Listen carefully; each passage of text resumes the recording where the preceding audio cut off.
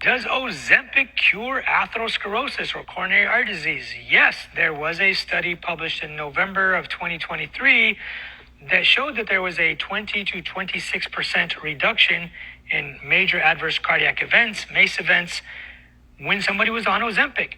To get the basics out of the way, the active ingredient in Ozempic is semaglutide. Semaglutide binds to and activates the GLP-1 receptor, the same receptor that the GLP-1 produced within our intestinal tract also binds to and activates. The first thought is that we do know that obesity increases the risk of atherosclerosis. Therefore, these medications' effects on weight loss are likely mediating their beneficial effects on cardiovascular complications.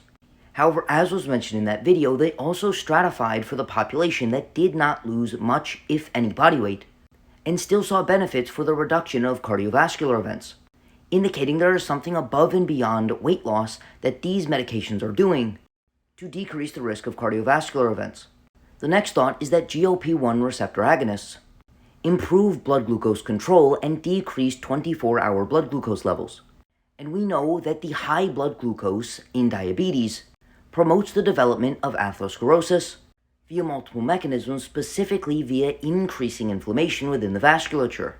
It's also seen that these medications reduce insulin resistance and reduce the lipotoxicity associated with insulin resistance, things that have also been implicated in the development of atherosclerosis, especially in type 2 diabetics.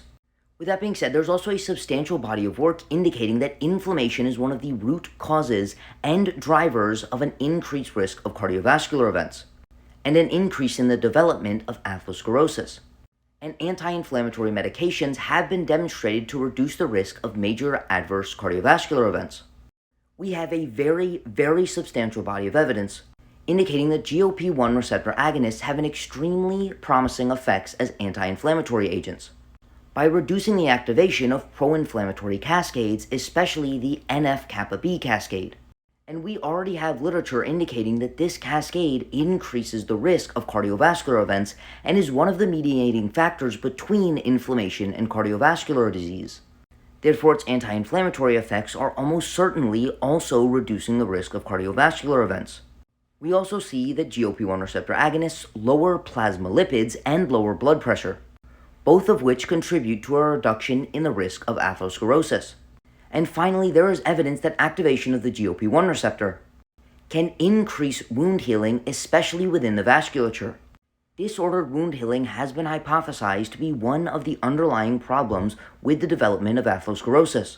Therefore, by improving wound healing, we can decrease the risk of cardiovascular events and decrease the further or the beginning of the development of atherosclerosis. The GLP-1 receptor does a lot more than just help people lose weight and control their blood glucose.